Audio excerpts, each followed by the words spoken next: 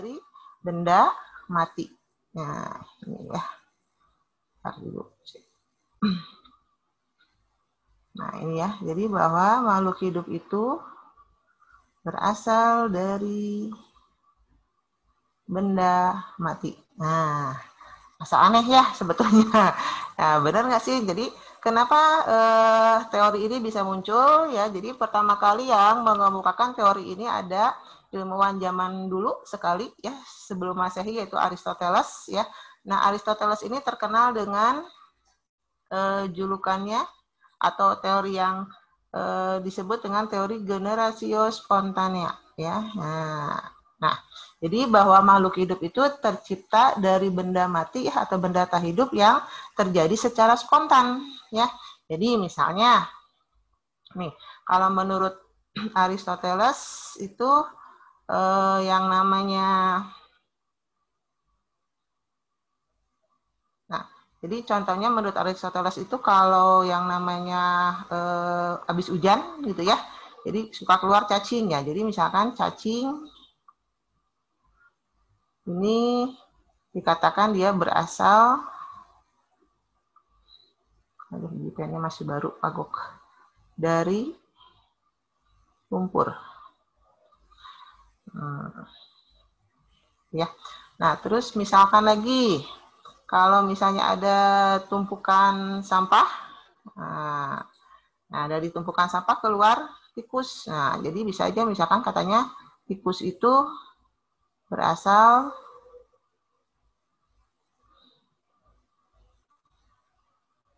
dari sampah, gitu ya. Nah, ini teori yang dikemukakan oleh Aristoteles. Jadi generatio spontanea. Mendukung teori yang abiogenesis yang lain itu ada Anthony van Leeuwenhoek ya.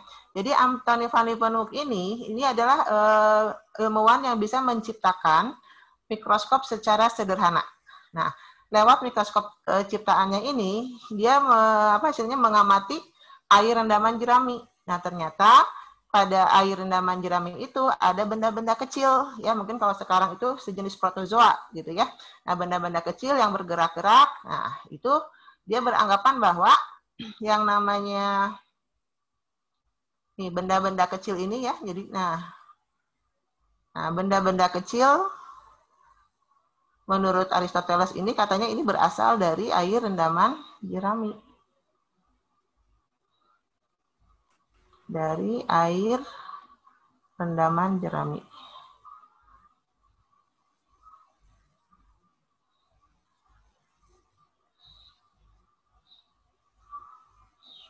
Ya. Nah, kemudian ilmuwan lain menyatakan ada John Needham. John Needham ini melakukan percobaan menggunakan kaldu yang dididihkan. Nah, kemudian dibiarkan di tempat terbuka ya. Jadi si kaldunya ini, si wadahnya ini dibiarkan terbuka. Nah, kemudian setelah beberapa hari ternyata kaldu itu ada mikroba. Nah, jadi ini ada mikrobanya, di sini ada mikroorganismenya. Nah, dia beranggapan bahwa makhluk hidup itu atau mikroba itu tadi, nah ini ya, berasal dari air kaldu ya. Nah, ini berasal dari air kaldu ya. Nah, ini teori yang dikemukakan oleh ilmuwan-ilmuwan ya, yang menganggap bahwa makhluk hidup itu berasal dari benda mati. Nah, tentu saja pendapat ini banyak yang menentang ya, maka muncullah teori tandingan yang disebut dengan teori biogenesis ya. Nah, Ibu ambil dulu ini. Kita hapus dulu bentar ya.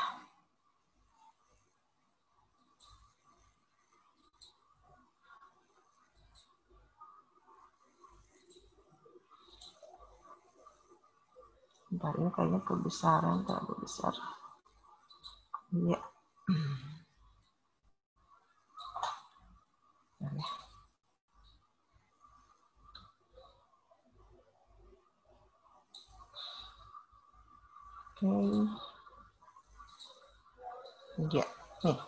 Kemudian muncul tandingan yaitu teori biogenesis. Nah, kalau teori biogenesis ini menyatakan bahwa makhluk hidup itu berasal dari makhluk hidup lagi, ya. mereka meyakini bahwa nggak mungkin kalau makhluk hidup itu bisa berasal dari benda mati. Jadi bahwa mereka berpendapat bahwa makhluk hidup itu pasti berasal dari makhluk hidup lagi. Ya, ada 3 tokoh yang mendukung ya mengenai teori biogenesis ini. Yang pertama ada Francisco Redi. Ya, ini kurang lebih dilakukan tahun 1688, di mana Francisco Redi ini melakukan percobaan menggunakan bahan daging. Nah, dagingnya ini disimpan dalam 3 wadah, ya. Wadah yang pertama nih. Nah, wadah yang pertama ini yang pertama ya. Ntar kelihatan nggak? Ini agak susah ini. Ini kelihatan nggak tulisannya, kebaca nggak?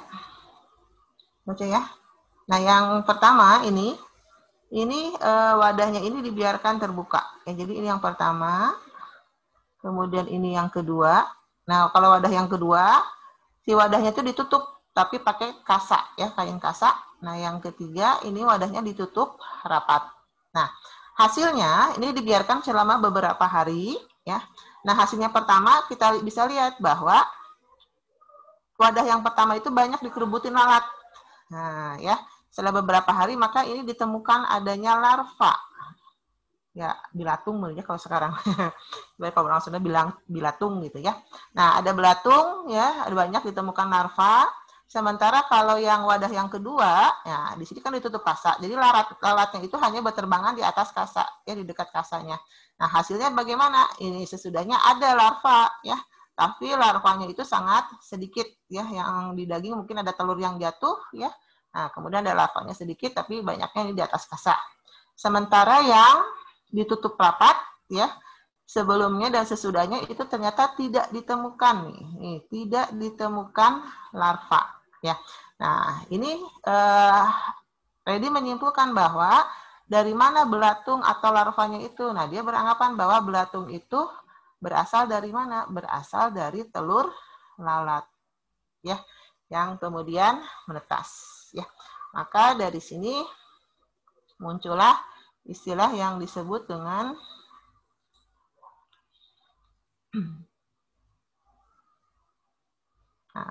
muncul istilah baca nggak bentar ini.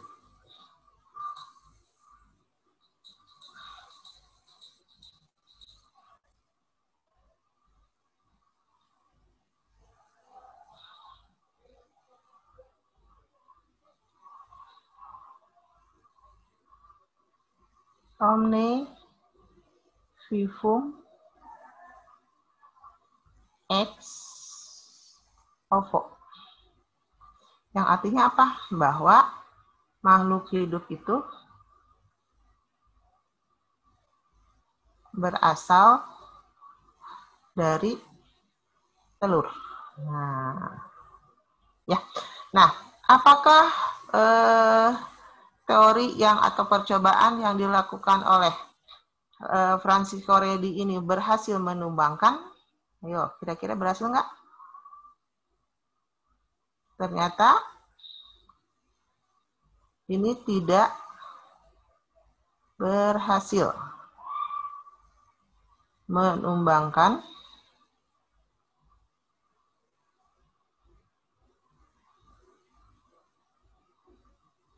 teori abiogenesis. Kira-kira penyebabnya apa ya? Barangkali ada yang mau berpendapat kenapa tidak berhasil menumbangkan teori abiogenesis. Yo.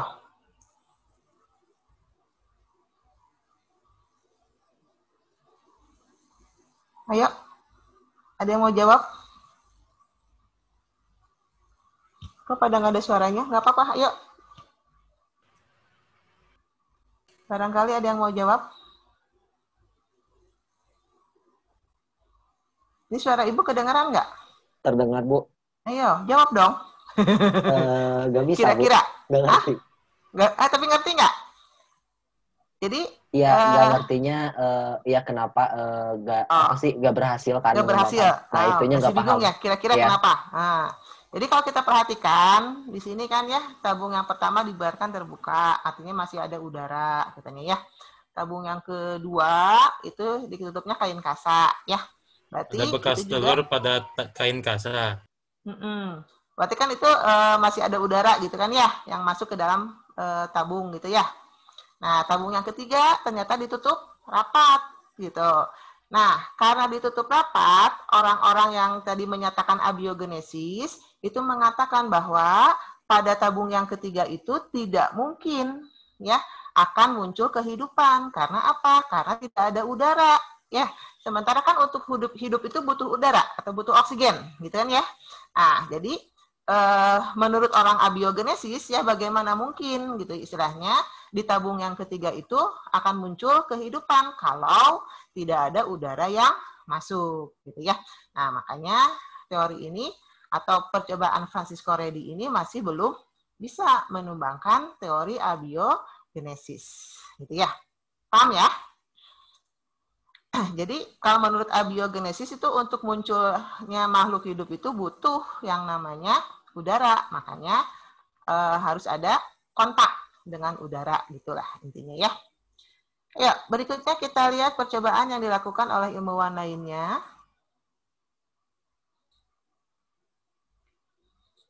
Ya.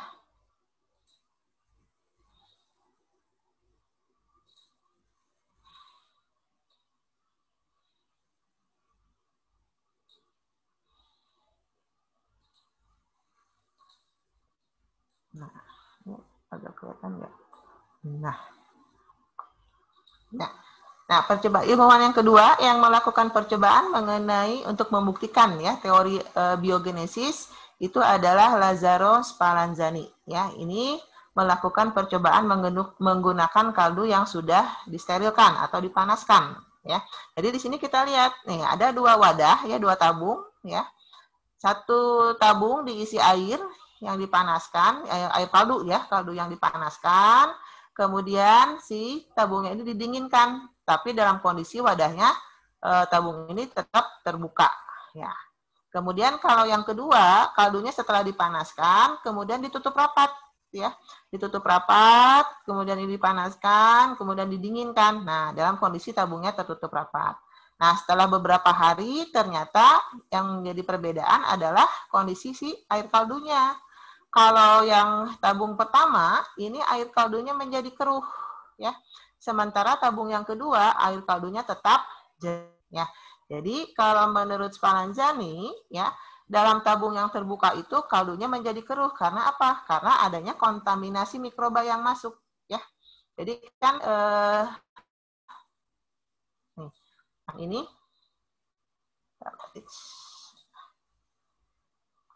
nah, jadi di sini ada mikroba yang masuk, ya. Mikrobanya itu dari mana? Mikrobanya itu bisa berasal dari misalnya dari apa? Spora jamur, ya, ataupun spora bakteri.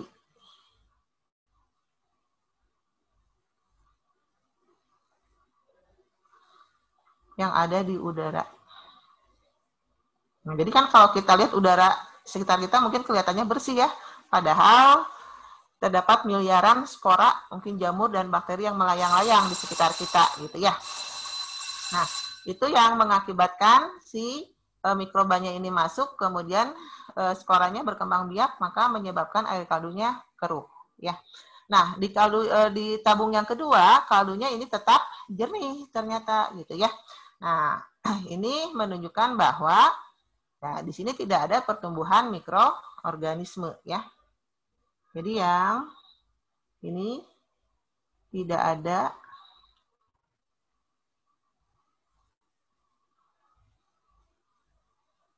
pertumbuhan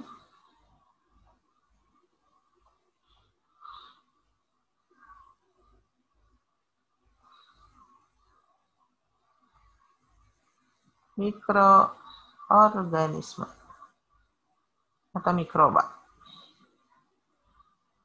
Ya.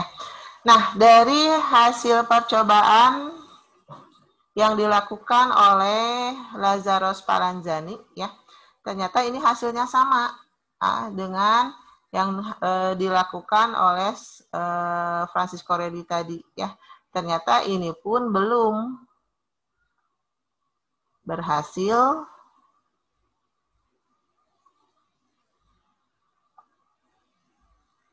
menumbangkan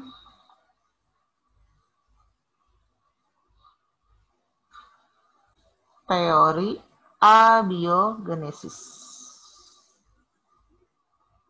Nah, gitu ya. Jadi baik Francisco Redi ataupun Nazareth Spallanzani ini belum bisa menumbangkan teori abiogenesis. Ya. Nah, kita lihat satu orang lagi yaitu Pasteur ya. Louis Pasteur.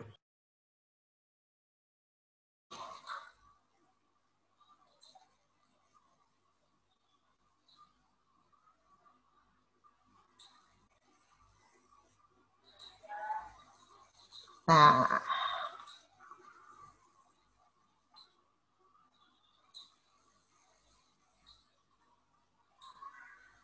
ya, yang ketiga ini ada Louis Pasteur. Nah, ini membuat rangkaian percobaan ya. Nah, ini ada 3 macam tabung ya, di mana 3 macam tabung ini bagian atasnya ditutup oleh pipa yang berbeda-beda bentuknya ya. Tabung pertama ini ujungnya kita kasih pipa yang lurus ya. Tabung yang kedua dikasih pipa yang berbentuk huruf U ya.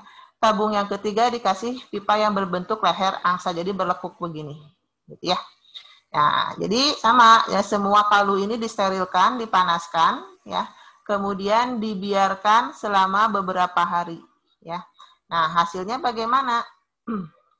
Nah, hasilnya di sini kita lihat dikatakan bahwa ya, kelihatan nggak? Ini mungkin terlalu kecil gambarnya tadi ya. Nah, ini kaldunya ini jadi keruh. Nah, ini keruh. Ya. Jadi menunjukkan kalau keruh berarti ini ada mikroorganisme. Ya. Nah, yang pipa yang U juga sama, setelah kaldunya didinginkan dan dibiarkan, kaldunya juga sama, ini menjadi keruh. Ya. Nah, sama, ini juga menunjukkan adanya pertumbuhan mikroorganisme. Ya. Nah, sementara yang ketiga, leher angsa, didinginkan, ini ternyata tetap jernih. Nih, kelihatan enggak?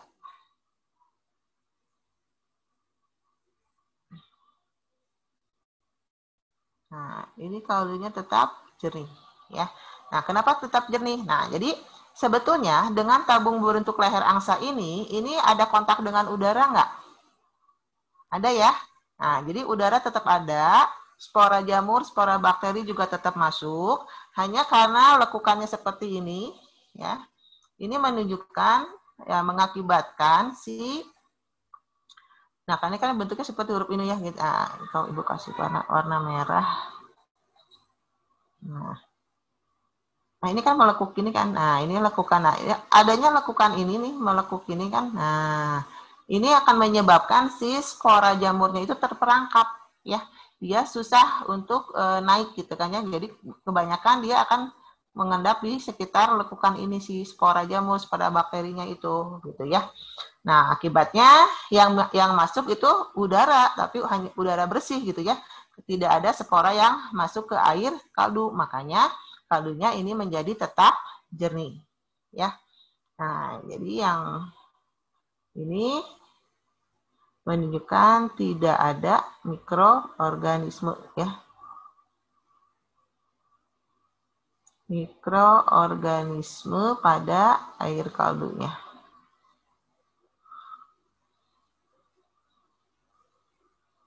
Nah, jadi semakin yakinlah bahwa menurut Pasteur bahwa makhluk hidup itu berasal dari makhluk hidup yang sebelumnya ya. Nah, jadi bahwa makhluk hidup dari sini Sebentar, dari sini makhluk hidup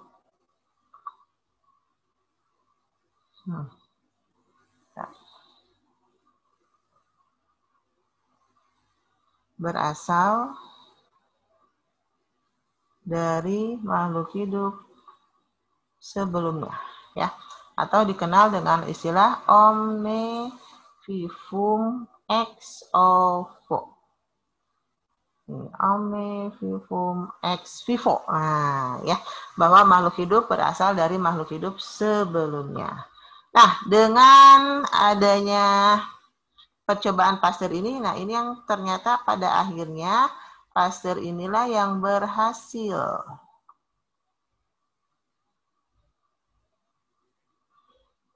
menumbangkan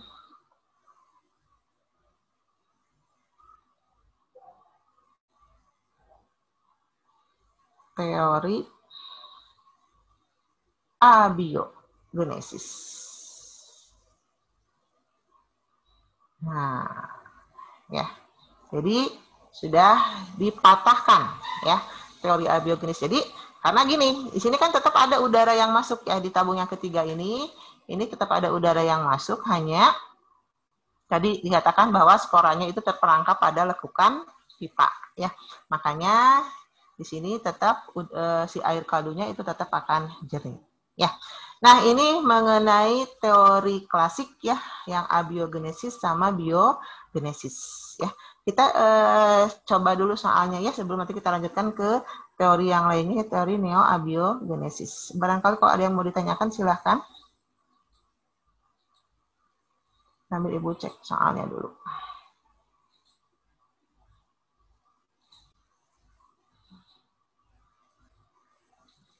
Ya. Di rumah yang pegang bukunya bisa dilihat.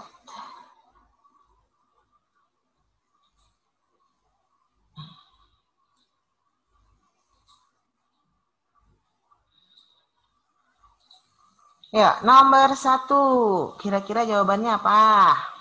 Teori tentang asal-usul kehidupan digolongkan ke dalam 2 kelompok, yaitu teori klasik dan teori modern. Manakah tokoh yang termasuk ke dalam teori klasik? Aristoteles dan Anthony van Leeuwenhoek. Nah, jadi yang termasuk yang klasik berarti tadi yang teori abio dan biogenesis ya.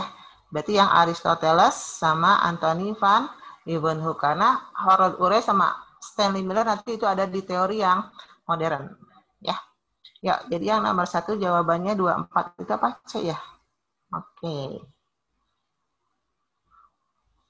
Ya, nomor 1 C, nomor 2. Seorang anak membelah jambu air dengan tangannya. Ternyata pada jambu air yang kulit buahnya mulus, terdapat banyak ulat. Menurut siswa, ulat tersebut berasal dari lalat yang bertelur. Nah, lalat yang bertelur. Nah, Jawabannya D. Iya, pendapat siswa tersebut sesuai dengan teori bahwa makhluk hidup berasal dari telur ya. Omne vivum ex ovo. Oke. Sip. Lanjut kita nomor berikutnya ya. Makhluk hidup berasal dari makhluk hidup sebelumnya. Kalau omne vivum ex ovo artinya makhluk hidup berasal dari telur. Nah, kalau ini artinya makhluk hidup berasal dari telur. Nah, kalau makhluk hidup berasal dari makhluk hidup sebelumnya, omne vivum ex vivo, ya. Nah, mungkin Ibu tadi lupa ini ya, maaf ya, tadi Ibu kasih. Jadi kesimpulan dari teori tadi yang biogenesis ya.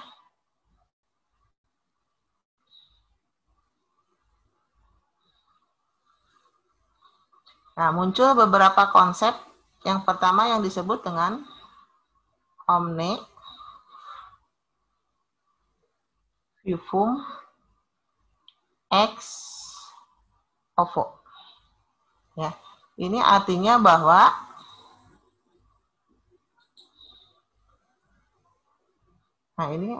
makhluk hidup berasal dari telur. Ya. Nah, kemudian yang kedua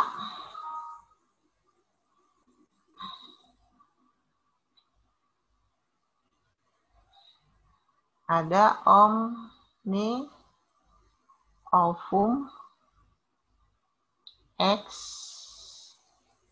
vivum. Vivo. Wah, ya. Ini artinya bahwa makhluk hidup telur. Kalau ini telur berasal dari makhluk hidup.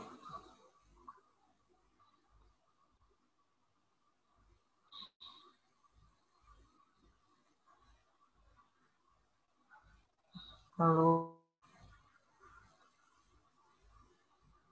berasal dari makhluk hidup. Nah, yang satunya lagi, yang terakhir adalah omni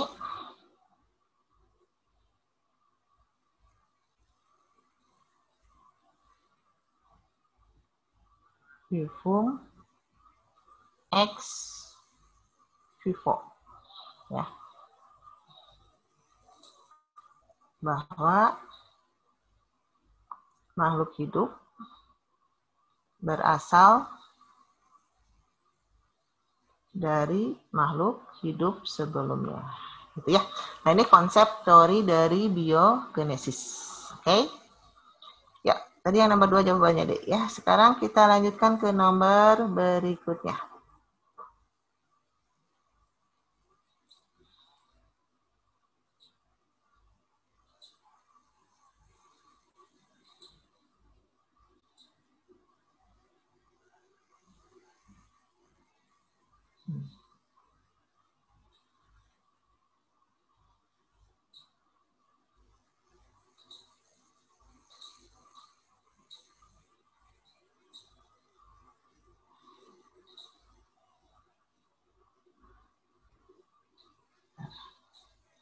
Sok, sambil dibaca, barangkali kira-kira yang sudah tahu jawabannya nomor 3 apa?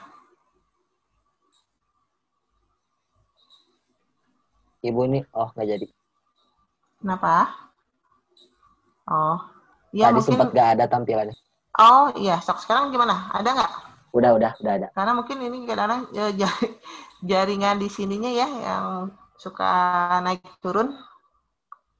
Ayo kita coba nomor 3. Pernyataan yang terkait percobaan yang dilakukan oleh Francisco Redi. Ya, Francisco Redi menggunakan kaldu tidak? Enggak. Menghasilkan konsep omne vivum ex ovo. Benar. Iya. Iya, omne vivum ex ovo tadi artinya apa? Makhluk hidup Berasal berasal dari telur. telur. Dor. Jadi 2 betul, omne ovum ex vivo ini enggak ya, menggunakan daging yang betul. Iya, jadi 2 dan 4 jawabannya adalah yang C. Ya, nomor 4. Berikut data hasil percobaan yang dilakukan oleh Spallanzani. Labu 1, air kaldu mengalami perubahan menjadi keruh, baunya menjadi tidak enak. Labu yang kedua, air kaldunya tidak mengalami perubahan, baunya tidak berubah. Nah, kesimpulan yang dikemukakan oleh Spallanzani adalah D. Yang mana? Pembusukan air kaldu disebabkan mikroba seperti spora yang terdapat di udara. Jadi, yang nomor 4 ini, ya, jawabannya adalah betul yang D, ya. Jadi di sini ya disebabkan pembusukan air kaldu itu adanya pertumbuhan mikroorganisme, di mana mikroorganismenya itu ada di udara, ya. Jadi masuk ke dalam air kaldu bersamaan dengan udara. Ya. Nomor 4 delta, kita lanjut ke nomor berikutnya.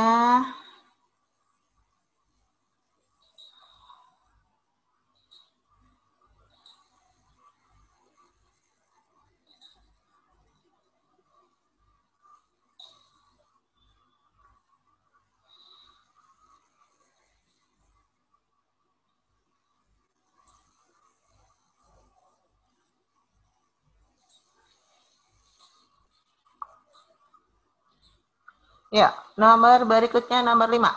Eksperimen Pasteur dikembangkan untuk memperbaiki eksperimen Spallanzani.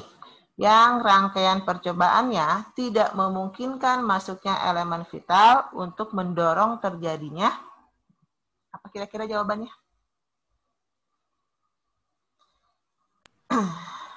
Jadi rangkaian percobaan dari apa tadi Spallanzani ya, dia yang menggunakan air kaldu. Nah, ya. Jadi dengan percobaan ini tidak memungkinkan masuknya elemen vital untuk mendorong terjadinya generatio spontane. Jadi gini, maksudnya, jadi bukan maksudnya teori ini mendukung yang generatio spontanea ya. Jadi artinya, kalau kita melanjutkan kalimatnya ya. Jadi kalau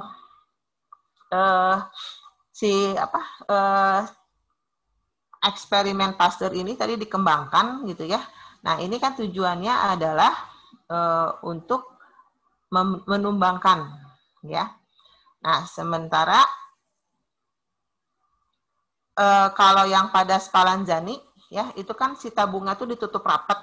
Kalau ditutup rapat berarti kan tidak memungkinkan masuknya elemen vital gitu kan ya, atau tidak mungkin masuknya udara. Nah udara itu untuk apa? Untuk mendorong terjadinya generatio spontanea gitu ya. Nah itu maksudnya ke sana ya. Jadi bukan mendukung teori generatio spontanea ya. Jadi bahwa ini membuktikan justru untuk membuktikan bahwa walaupun nanti ada elemen vital tetap generatio spontaneanya tidak bisa terjadi gitu ya. Ya, nomor 6. Pipa berbentuk leher angsa pada percobaan Pasteur itu berfungsi untuk apa? Kenapa sih harus menggunakan pipa leher angsa? Nah, ternyata dari hasil percobaannya menunjukkan dengan menggunakan pipa berbentuk leher angsa itu ternyata pipa itu halangi mikroorganisme masuk ke berfungsi untuk menghalangi ya mikroorganisme masuk ke air kaldu karena dia terjebak tadi ya dilekukannya. Dan yang berikutnya adalah untuk masuknya udara luar ke dalam labu ya. Jadi di sini Pasteur membuktikan bahwa walaupun ada elemen vital atau ada udara yang masuk ke dalam labu, tetap sih air kaldunya itu tetap jernih tadi ya, karena mikroorganismenya tidak sampai ke dalam air kaldu ya. Ya, yang nomor 6 ini jadi jawabannya adalah 24 itu pada delta C. Nah. Ya, kita lanjutkan ke nomor berikutnya.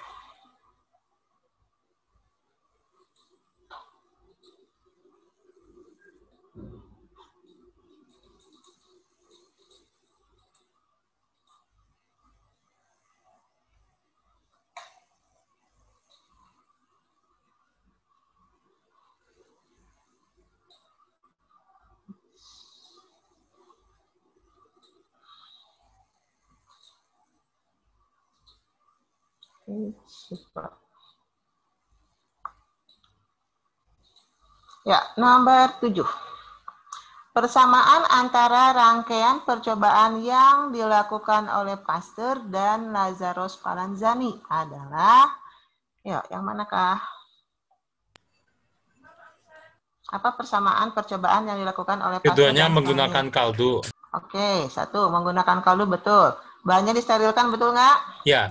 Oke, menentang teori abiogenesis? Betul ya, dua-duanya menentang. Nah, sekarang apakah keduanya menumbangkan teori abiogenesis? Iya.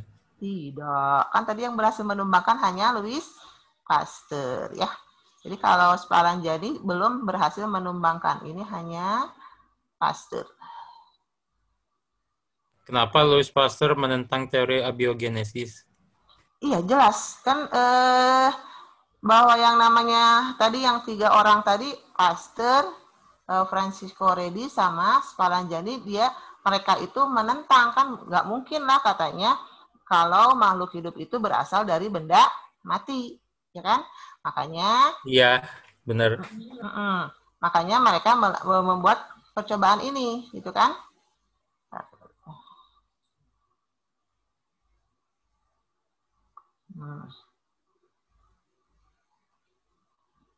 Nah, ini hanya Louis Pasteur ya. Yang berhasil menumbangkan itu hanya Pasteur. Jadi kan tadi kalau yang Spalanjani kenapa tidak bisa mengembangkan tadi ya, di wadah yang tertutup itu tidak memungkinkan udara masuk, makanya tidak terjadi yang namanya pertumbuhan atau tidak terbentuk yang namanya makhluk hidup. Kalau Pasteur katanya itu walaupun dilekukan pipanya itu udara bisa masuk, tapi tetap air kaldunya itu tetap jernih. Itu menunjukkan bahwa mikroorganisme itu bukan berasal dari air kaldu, gitu ya. Ayo berikutnya, nomor 8. Usaha untuk membantah teori generatio spontanea, ilmuwan berikut yang percobaannya berkaitan erat dengan proses sterilisasi. Jadi yang menggunakan proses sterilisasi siapa tadi? Yang menggunakan air kaldu yang dipanaskan itu ada Spalanjani sama Louis Pasteur. Ya. Jadi ini jawabannya adalah yang C. Ya, sip. Nah, kita lihat yang berikutnya, apakah masih tentang ini? Bukan ya. Oh, ya. Nomor 9, ini ternyata sudah masuk tentang teori asal-usul yang modern. Ya, kita akan bahas tadi yang tadi kita bahas teori klasik ya, yang meliputi teori abiogenesis dengan teori biogenesis. Nah, sekarang kita masuk ke teori yang modern.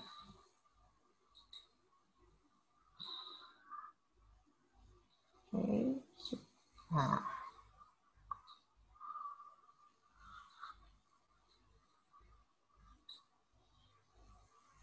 Sebentar.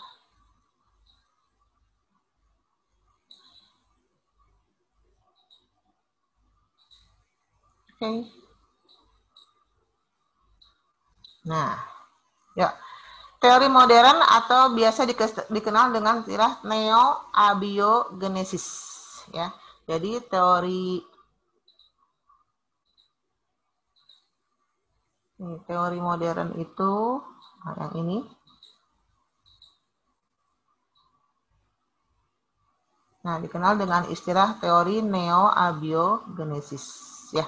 Nah, teori yang modern ini meliputi yang pertama yang disebut dengan teori evolusi kimia, ya. Teori evolusi kimia dikemukakan oleh ilmuwan yang namanya Harold Urey. Nah, ya, Harold Urey. Nah, jadi menurut Urey, zat organik ya sebagai bahan dasar organisme hidup itu merupakan hasil reaksi dari CH4 kan metana ya, NH3 amonia, hidrogen dan air dalam bentuk gas di atmosfer dengan bantuan adanya radiasi sinar kosmis. Jadi maksudnya gini. Jadi kalau menurut Urey ya. Nah, Urey dia itu hanya membuat teori ya. Dia membuat satu teori nggak muncul. Jadi kalau menurut Urey, jadi kalau unsur-unsur seperti CH4 ini direaksikan ya dengan NH3. Jadi dulu atmosfer di bumi itu banyak mengandung unsur-unsur ini ya. CH4, NH3, H2 dan H2O. Nah, unsur-unsur ini kemudian mengalami reaksi dengan adanya sinar kosmis segala macam gitu ya.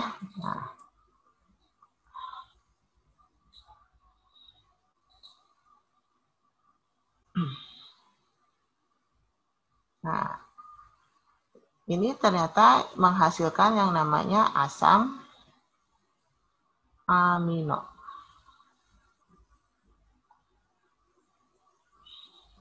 Nah, ini bisa terjadi karena adanya reaksi dengan sinar kosmis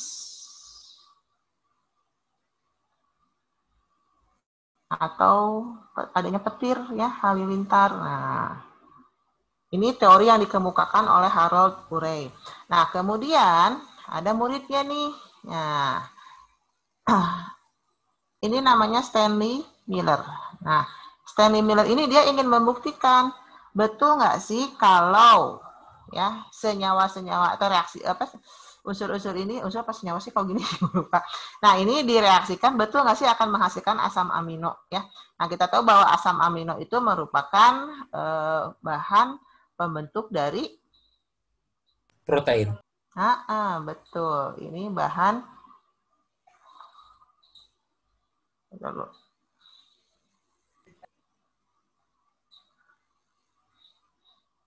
ya, ini bahan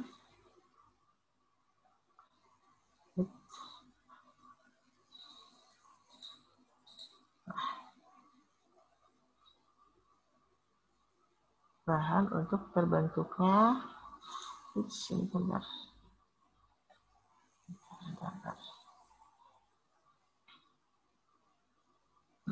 protein.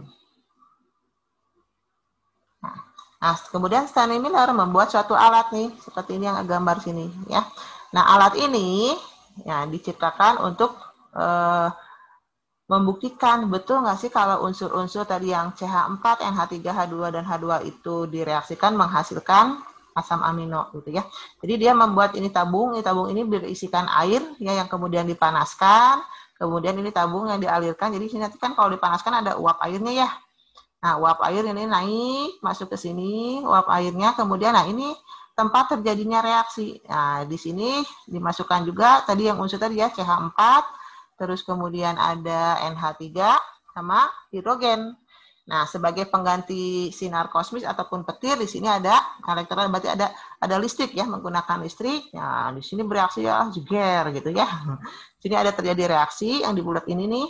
Nah, terus kemudian masuk ke kondensor. Nah, di sini dialirkan air dingin. Jadi ini untuk mendinginkan. Nah, nanti hasilnya air yang didinginkan akan mengandung senyawa organik. Nah, ya. Nah, ternyata kalau menurut Stanley Miller ya hasil dari percobaan ya. Nah, hasil percobaan Miller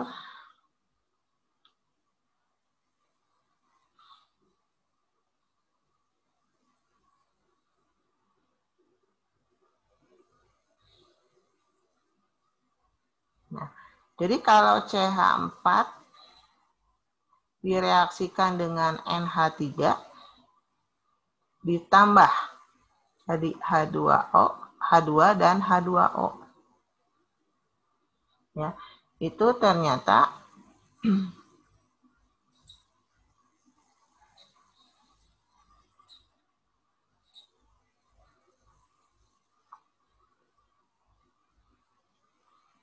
nah, hasilnya memang betul.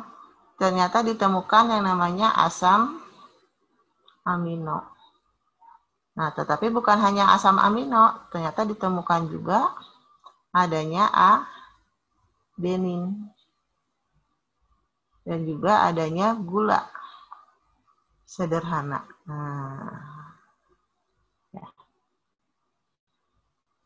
Nah, ini hasil percobaan yang dilakukan oleh Miller. Ya. Nah. Oke.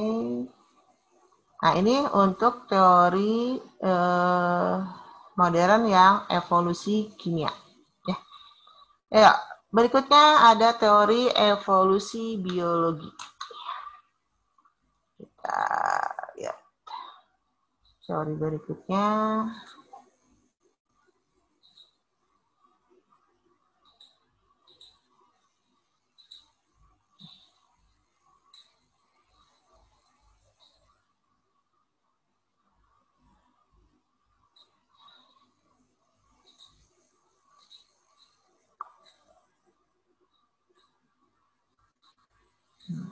Baca nggak? Oke. Ya, yang kedua, yang termasuk teori modern, itu ada teori evolusi biologi yang dikemukakan oleh Alexander Oparin. Ya, jadi sini tokoh ininya adalah Alexander Oparin dan John Haldane. Nah, ya. Jadi kalau menurut teori Oparin ini, Oparin dan Haldane menyatakan bahwa makhluk hidup pertama itu bersifat heterotrof, terbentuk dari hasil reaksi antara CH4, NH3, H2, dan H2O di lautan, ya. Karena menurut mereka atmosfer bumi purba itu tidak mengandung oksigen bebas, ya.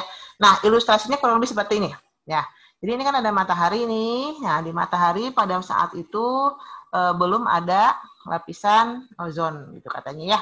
Nah, jadi matahari ini langsung. Nah, sementara di lautan itu ada tadi yang namanya metana, ya, hidrogen, kemudian ada amonia, ada air. Nah, kemudian bereaksilah tadi dengan ini, ya, terjadi reaksi mungkin dengan ada bantuan matahari segala macam, kemudian juga mungkin ada bantuan apalah mungkin, ya. Nah, terbentuklah di sini akan tereksitasi. Nah, ini akan menjadi monomer-monomer. Jadi bentuk senyawa-senyawa yang sederhana, ada glukosa, mungkin ada asam amino, ada asam lemak, ada basa nitrogen gitu, ya. Nah, itu terjadinya di lautan reaksi ini. Nah, kemudian dari monomer-monomer ini kemudian akan membentuk polimer, ya, misalnya ada karbohidrat, protein, lemak, ya, asam nukleat. Nah, kemudian senyawa-senyawa yang lebih kompleks ini akan mengalami yang namanya koaservat, akan mengalami penggumpalan, ya. Nah, kemudian terbentuklah senyawa atau apa, ya, sel yang masih sangat sederhana yang disebut dengan istilah protobion. Nah, protobion ini dianggap sebagai makhluk hidup yang bersel satu, heterotrof, dan anaerob, ya. Jadi kalau menurut Oparin, jadi protobion ini adalah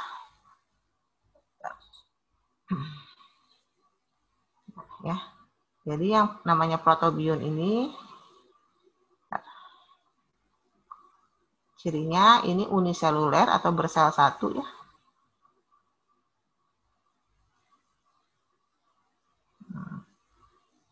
Kemudian bersifat heterotrof.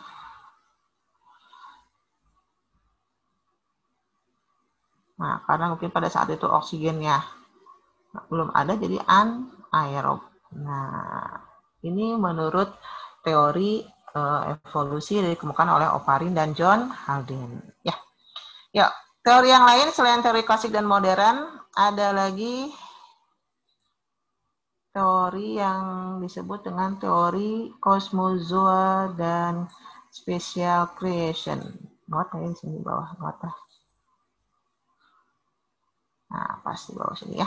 Nah, yang terakhir ada teori kosmozoa, ini dikemukakan oleh Arrhenius, ya, tahun 1911, yang menyatakan bahwa kehidupan itu berasal dari spora, kehidupan yang datangnya dari luar angkasa, gitu, ya. Jadi kalau dia berpendapat bahwa kehidupan pertama di bumi itu berasal dari spora, kehidupan yang berasal dari luar, jadi luar angkasa jatuh ke bumi, mungkin bersamaan dengan jatuhnya meteor gitu, ya, segala macam. Jatuh ke bumi, maka kemudian muncullah makhluk hidup. Itu menurut teori kosmozoa. Nah, kemudian teori khusus atau special creation, ya, yang menyatakan bahwa kehidupan itu atau makhluk hidup itu diciptakan oleh suatu zat supranatural yang terjadi pada saat-saat khusus, ya, atau pada saat-saat istimewa.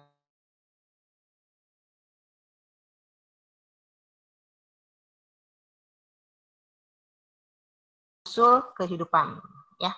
Jadi di antara semua teori ini tidak ada yang secara pasti bagaimana makhluk hidup itu diciptakan, gitu, ya. Nah, kita lihat masih ada waktu 5 menit, ya, bisa kita selesaikan soalnya. Itu sampai dengan nomor 8, ya. Oke, kita masuk ke soal nomor 9 dan seterusnya.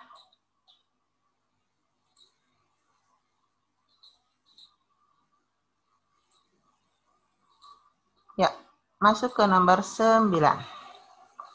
Dengan peralatannya, Stanley Miller berhasil mereaksikan gas-gas dan menghasilkan asam amino. Sebagai sumber karbon yang digunakan apa? CH4. Iya, yang digunakan adalah metana. Metana itu berarti yang nomor C, ya. CH4. Oke, 10. Percobaan Stanley Miller tidak akan memperoleh asam amino bila ke dalam bejana yang digunakan tidak dimasukkan apa? Uap air. Asam amino. Asam amino mengandung unsur apa? Jakarta ini, ya. Amonia. Iya, asam amino mengandung unsur nitrogen kan? Nah, yang mengandung nitrogen apa? Ya berarti harus ada NH3 atau amonia. Ya. 11. Stanley Miller berhasil memperoleh senyawa asam amino dari materi abiotik berupa satu, betul kan? Biotik itu 2/4. Iya. Yang satunya salah ya, harusnya CH4 bukan CH3. Itu harusnya NH3 bukan NH4. Ya, berarti yang nomor 11 jawabannya adalah yang C.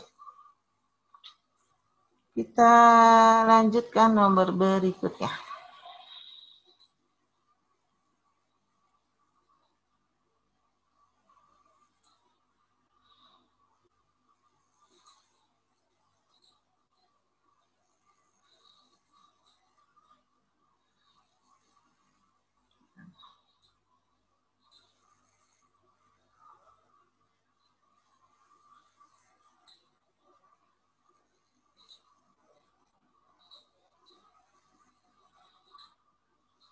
Ya, nomor 12. Penelitian tentang asal-usul kehidupan telah dilakukan berbagai percobaan yang sealiran dengan kosmozoa. Kosmozoa itu berarti dari luar angkasa ya, dari udara, dari atmosfer. Spora kehidupan. Iya, yang spora kehidupan, betul. Berarti kira-kira sejalan dengan teori siapa nih? Spallanzani. Bukan, yang berasal dari udara. Kan kosmozoa itu kan spora kehidupannya berasal dari luar angkasa kan? Berarti dari atmosfer. Nah, yang dari atmosfer itu siapa? Yaitu sama dengan Miller ya. Miller. Atau Urey, sama kan?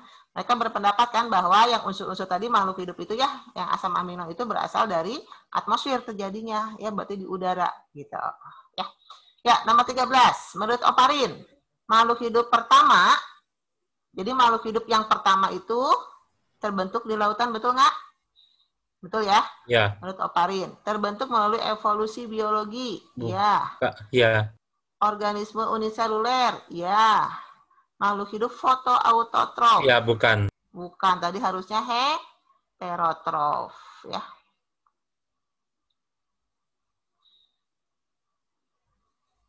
Ya, jadi jawabannya 1, 2, 3 itu yang A. Ya, kita masih ada waktu, barangkali ada yang mau ditanyakan. Ya, tinggal 2 soal terakhir ya. Masih ada waktu. Itu lagi.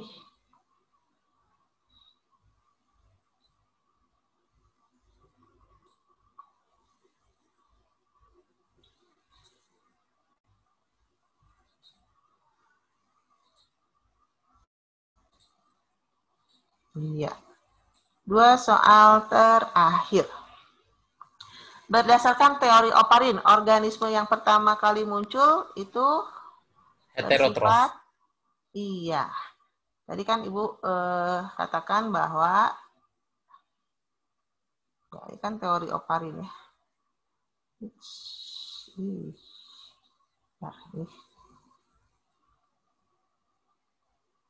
Ini teori Oparin.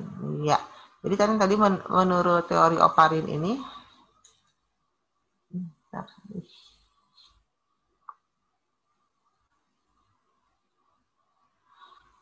bahwa organisme yang pertama apa sifatnya uniseluler,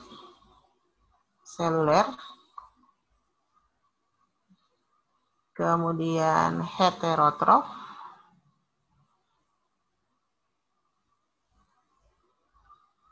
dan satu lagi adalah anaerob.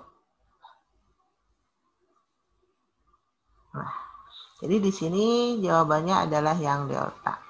Ya, terakhir, pada percobaan Stanley Miller, senyawa organik yang terbentuk apa saja tadi?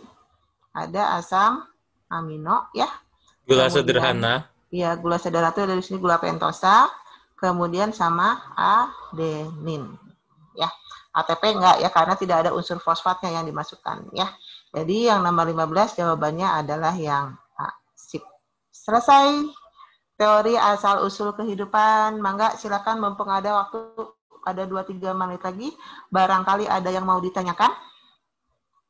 Apakah sudah cukup jelas? Bisa dipahami ya? Oh ya Bu, mau nanya Bu. Mm-mm. Ini materinya Ibu dapat dari mana ya? Ada dari buku atau dari... Ada di buku SBS. Di step by... Ada buku SBS SSC.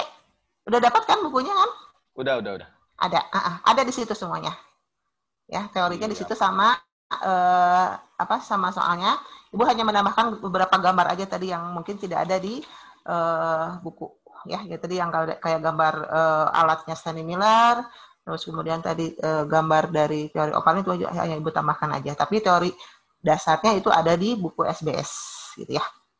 Ya, barangkali ada lagi yang mau ditanyakan sebelum kita akhiri mau ya? nanya, Bu. Boleh, mangga. Teori Adam masuk mana, Bu? Teori mana? Teori Adam. Anu kumaha teori Adam? Ibu baru dengar. Adam, Bu. Ada Adam turun di surga nih kan, Bu? Oh, ya, gini, kalau teori itu kalau gini, kebanyakan ya kalau teori-teori yang kita kemukakan di sini tidak berhubungan dengan masalah agama ya, kecuali yang teori yang tadi yang teori special creation ya, itu yang banyak dianut oleh orang-orang yang menganut agama ya, agama Kristen, agama termasuk Islam, itu bahwa ada sesuatu zat yang tidak kasat mata, yang tidak kelihatan, istilahnya yang bisa menciptakan makhluk hidup ya. Tapi kalau kita tanya teori yang bahwa Allah menciptakan Nabi Adam, itu tidak ada yang menyinggung ke sana gitu ya. Jadi teori ini tidak dihubungkan, kebanyakan memang tidak dihubungkan dengan agama, ini pure biasanya ke arah ilmuwan ya.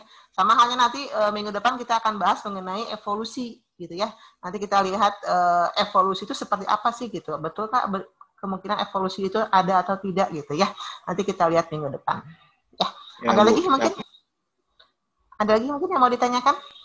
Itu Bu, yang dari kera itu benar atau enggak, Bu? Manusia berasal dari kera. Itu nanti kita tunggu. Itu bahasanya nanti ada khusus di evolusi ya, mengenai evolusi manusia. Kita ada itu bahas tentang itu ya. Oke, ada lagi barangkali yang lain tentang teori ini sudah bisa dipahami ya? Insya Allah bisa Bu. Oke, sip. Jadi hari ini selesai teori asal-usul kehidupannya. Minggu depan kita masuk teori evolusi ya. Jadi untuk materi kelas 12 hanya tinggal 2 bab lagi. Itu teori evolusi sama bioteknologi. Ya, insya Allah nanti minggu depan kita selesai satu bab evolusi. Nanti minggu berikutnya bisa selesai lagi bab bioteknologi. Ya, terima kasih atas perhatiannya. Mohon maaf ada kesalahan atau ada kehilafan. Ya, mudah-mudahan apa yang Ibu sampaikan bisa dipahami. Insya Allah kita ketemu lagi minggu depan. Ya, Assalamualaikum warahmatullahi wabarakatuh.